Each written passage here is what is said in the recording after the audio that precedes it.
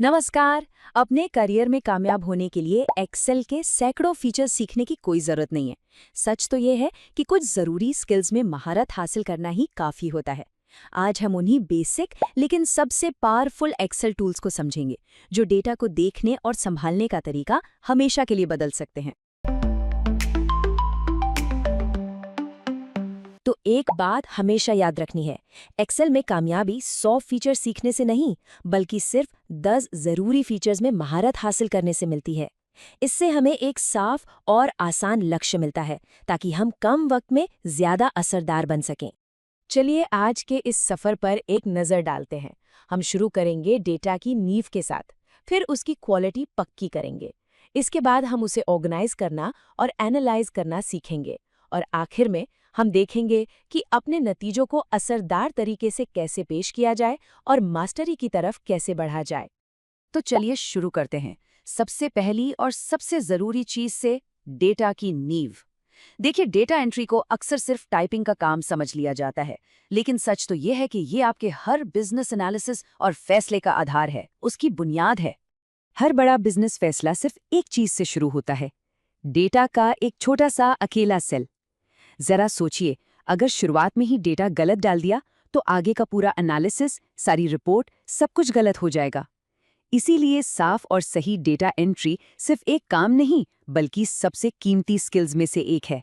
तो सवाल ये है कि हम ये पक्का कैसे करें कि हमारा डेटा शुरू से ही सही हो। यहीं पर एक्सेल के कुछ बेहतरीन टूल्स हमारे काम आते हैं, जो गलतियों को होने से पहले ही रोक देते हैं। इसमें हमारा सबसे पहला टूल है डेटा वैलिडेशन। इससे आप अपने डेटा का गेटकीपर समझ सकते हैं। ये आपको किसी भी सेल के लिए नियम बनाने की ताकत देता है कि उसमें क्या लिखा जा सकता है और क्या नहीं, तो गलती की कोई गुंजाइश ही नहीं बचती। इसका इस्तेमाल कई तरीकों से होता है, जैसे आप ड्रॉप डाउन लिस्ट बना सकते हैं ताकि लोग पहले से दिए गए ऑप्शन में से ही चुनें, जिससे स्पेलिंग की गलती ना हो। आप नंबर्स की लिमिट या तारीखों की एक रेंज भी सेट कर सकते हैं। ये सब एक प्रोफेशनल डेटा शीट की पहचान है। अब डेटा को सही तरह से स्ट्रक्चर करना भी उतना ही जरूरी है। एक नॉर्मल डेटा रेंज में सब कुछ मैन्युअली करना पड़ता है, लेकिन जैसे ही आप Ctrl+T दबाकर उसे एक एक्सेल टेबल में बदलते हैं, वो डायनामिक हो जाती है। मतलब उसमें फॉर्मेटिंग और फॉर्मूला अपने आप आगे बढ़ते हैं, जिससे डायनामिक रिपोर्ट बनाना बच्चों का खेल हो जाता है। ठीक है, तो अब हमारे पास क्वालिटी डेटा आ गया है। अगला कदम है उसे साफ सुथरा और व्यवस्थित करना। चलिए अब उन ज़रूरी हाउसकीपिंग टूल्स को देखते हैं, जो किसी भी बिखरे हुए डेटा को एक ऐसे डेटा सेट में बदल देते हैं जो एनालिसिस के लिए पूरी तरह तैयार हो। डेटा साफ करने की ये प्रक्रिया बहुत सीधी है। सबसे पहले सॉर्ट और फिल्टर का इस्तेमाल करके डेटा को अपनी ज़रूरत के हिसाब से जमाएं। फिर फ्रीज पेन से हेडर्स को हमेशा सामने रखें, चाहे कितना भी नीचे स्क्रॉल करें। इसके बाद रिमूव डुप्लीकेट से फालतू एंट्रीज हटाएं, और आखिर में टेक्स्ट टू कॉलम्स से मिले हुए डेटा को अलग अलग कॉलम में बांटें। और हाँ, एक बात गांठ बांध लीजिए, सॉर्टिंग और फिल्टरिंग कोई ऑप्शनल स्किल नहीं है। ये किसी भी मैनेजमेंट इंफॉर्मेशन सिस्टम्स यानी MIS या रिपोर्टिंग से जुड़ी नौकरी के लिए एक बेहद ज़रूरी, एक अनिवार्य हुनर है। अब जब हमारा डेटा एकदम साफ और व्यवस्थित है, तो हम आते हैं सबसे मज़ेदार हिस्से पर, एनालिसिस। ये वो स्टेज है जहां हम नंबरों के पीछे छिपी कहानियों को और ज़रूरी जानकारी को बाहर निकालते हैं। एनालिसिस की शुरुआत होती है इन बेसिक फॉर्मूलों से। सम टोटल निकालने के लिए, एवरेज औसत के लिए, काउंट एंट्रीज गिनने के लिए, और इफ कोई कंडीशन लगाने के लिए। ये एक्सेल की ABCD हैं, और हर काम में इनकी ज़रूरत पड़ती है। इसके बाद आते हैं लुकअप फंक्शंस, जैसे VLOOKUP या नया और बेहतर XLOOKUP।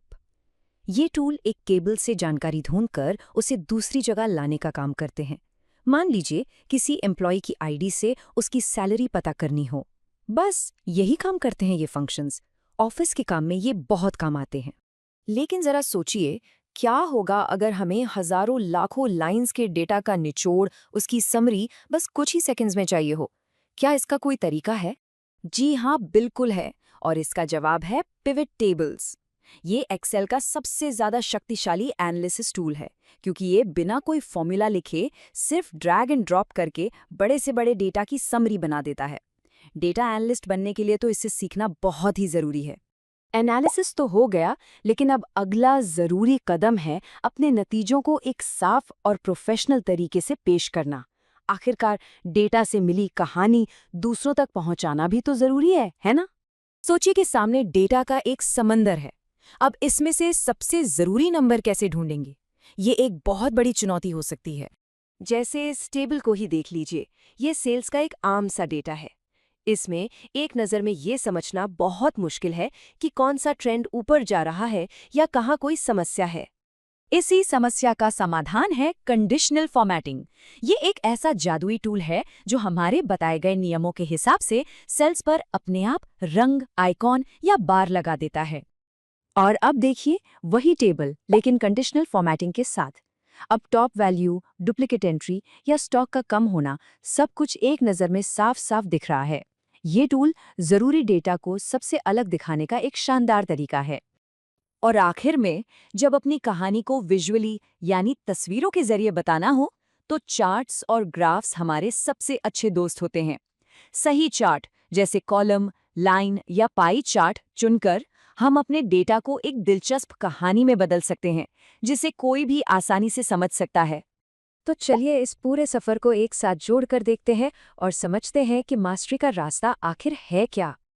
देखिए, एक्सेल में मास्टरी का रास्ता इन 4 कदमों में ही छिपा है। पहला, क्वालिटी पक्की करें। हमेशा टेबल्स और डेटा वैलिडेशन से शुरुआत करें। दूसरा, डेटा को व्यवस्थित करें। सॉर्टिंग, फ्रीजिंग और क्लीनिंग टूल्स का इस्तेमाल करें। तीसरा, एनालिसिस करें। फॉर्मूला, लुकअप और पिवट टेबल से गहरी जानकारी निकालें। और चौथा, शानदार ढंग से पेश करें। अपने नतीजों को फॉर्मेटिंग और चार्ट्स के साथ पेश करें। ये पूरी प्रक्रिया एक साफ सुथरी डेटा एंट्री से शुरू होकर एक असरदार प्रेजेंटेशन पर खत्म होती है। तो अब अपने सीखने की यात्रा में अगला कदम उठाने के लिए तैयार हो जाइए। सवाल बस इतना है कि आप सबसे पहले किस बुनियादी टूल में महारत हासिल करेंगे।